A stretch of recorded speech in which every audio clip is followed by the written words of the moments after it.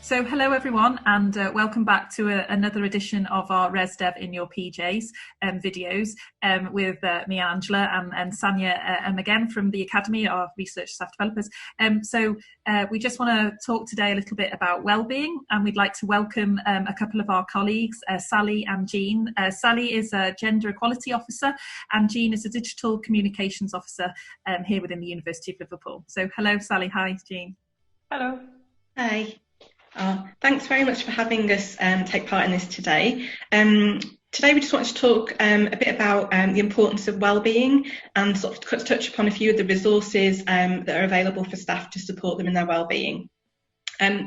We know at the moment everyone's being pulled in all the different directions. There's lots of pressures, lots of stresses involved, so it can be quite hard to find the time to prioritise your own wellbeing.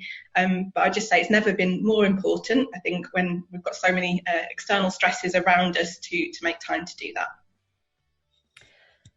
Thank you, Sally. Hello, I'm Jean Kearsley, the Digital Communications Officer here in HR, and I'm just going to take you through a few key features within our Wellbeing Hub for staff.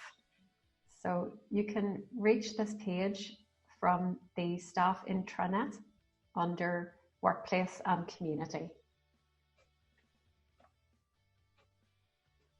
So since lockdown has started, we have been adding a lot more resources and refreshing this area. One of the key areas that has been refreshed is mental well-being for staff. So before we were quite concentrated on the overall kind of internal services that staff could access, but we've expanded it to include lots of different online resources. I really liked the look of the singing for fun. Yeah, that's the latest resource that has been added. So if anybody would like to join a virtual choir, they're very welcome to. All of these resources are available to all staff all the time. A few key ones that we'd like to concentrate on is we've got Big White Wall. So that is it's an external counselling service. All of the services that you'll come across are obviously totally confidential. So this is one that we've found to be really popular. You can just register and then you'll have access to professional counsellors, and you'll have a community to share any worries and stresses you might be having. We also have our EAP, which is our Employee Assistance Program. Okay, so the Employee Assistance Program is provided by the Lydium. It is external to the university. It's entirely confidential. There is absolutely no information is passed on to the university about any of the users of the service. This service has been in place since 2016, and it will continue to be in place. It's a support that's always provided to staff, regardless of the situation.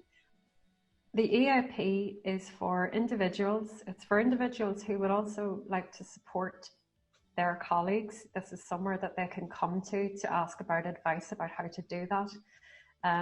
It also provides support for managers in particular as well. So there's also a dedicated number for managers. And I'm going to pass over to Sally to focus in a little more on some of the other resources available for managers. Thanks, Jean. Okay. So you've covered quite a few of the things that are available from external providers. We've also developed a few additional resources in-house to respond specifically to the coronavirus pandemic and how we can best support staff. So I just wanted to focus on some fact sheets that we've made, which are focused on different elements of equality and inclusion, and they're designed for managers, and so how managers can best support their staff through these important issues with the context of the coronavirus in the background and how things might be being done a little bit differently at the moment, but that it's really important that these things are still addressed and that equality and inclusion issues are still really important and need to be a priority for everyone. Okay, so here we are. This is, as Jean highlighted, there's the Wellbeing Hub, and you can also access this section, which is for managers, on the Human Resources intranet web pages. There's a section called Managers, and then underneath that there's another section called Team Wellbeing. Within that we've got our 7 diversity and equality related fact sheets. So these cover bullying and harassment, flexible working and family leave, reasonable adjustments for disabled staff, mental wellbeing, the importance of staying in touch, so how managers can support their staff and members of their team by keeping in touch with them in positive ways. We've got a section on health and safety. And then lastly, a training resources fact sheet, which summarises all of the equality and diversity training that's available and how you can best access that, most of it online, obviously, at the moment. These fact sheets have been designed with managers in mind, but I'd encourage any staff with any interest or any questions about these areas to take a look at the fact sheets, because there'll be information in there that will be relevant to everyone too. I think that's fantastic, and I think things that have come out of the, the Wellcome Trust Reimagine research, and how, some people that do have management responsibilities but maybe don't feel like they've had some of the training around that. I think that, just some of the resources that you've shown that are obviously available to all staff is a really fantastic resource to be able just to, look into, because you may have a managerial position that isn't a formal managerial post, but you are managing, people within your group. So it's nice to have those resources there. Definitely. And I think the way that everything, obviously, most people are home working at the moment. Not everyone is, obviously, but most people are. And that throws up some sort of different diversity and equality challenges that maybe managers aren't used to. So, for example, the bullying and harassment fact sheet, it focuses a lot about what bullying and harassment might look like when it's being done online, and when people are sort of receiving that behaviour online, and also how people might inadvertently sort of cause distress or cause sort of concern for others. So it gives you a bit of a guide around sort of online etiquette, so you can avoid any inadvertent sort of mistakes, really. That's fantastic. Great. So we've talked about a lot of the resources that are available from a well-being perspective on our intranet. What about some of the more fun aspects of well-being that you can share with us in terms of the importance of staying connected during this time? Thanks, Anya. I think that's a really important point, because we've got all of the resources and training and development opportunities that you can find out more about on the Wellbeing Hub website. But the other side of it is actually, it's about having a bit of fun. It might be a bit difficult at the moment when you can't see your friends and family, but I think it's finding ways to sort of get around that and sort of use your imagination about the best ways to connect with each other and find some fun things to do. So you'll find some information about this on the Wellbeing Hub web pages and on the Wellbeing Researcher web pages too. So some examples of things that are available are the Research Staff Association are running, they're doing online Twitter meetups, but also online coffee mornings every alternate Wednesday. And I think all the dates for the next meetings, they'll all be available on the website. You'll also find a sort of list of various things. We touched on the Singing for Fun, which is a new addition to the web pages.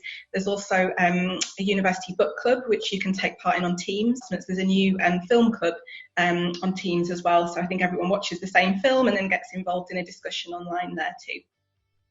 I think it's also worth seeing what's available in your local area. So what's happening in your department in terms of sort of the social side of things. We've had in HR since the beginning of the lockdown, we've been doing a sort of quiz every Friday, not every Friday, every 2 weeks on Friday. Different people have been sort of taking responsibility for running the quiz. It's just a really fun and relaxed way to finish the week and sort of get in contact with each other in a sort of more sociable way yeah. I believe we have one of the winners of the quiz here with us as well, don't we, Angela? It was a bronze prize winner, but I'll take third. Very excited. It was a really lovely little adrenaline rush to be trying to type in my answer the quickest and check my spelling. So that was it was really nice to engage in that way, actually.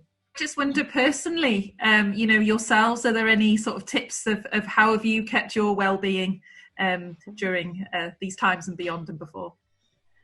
I've found that getting outside for a walk has really helped. I've varied the times. I kind of started doing one before starting work, and then I moved up to lunchtime.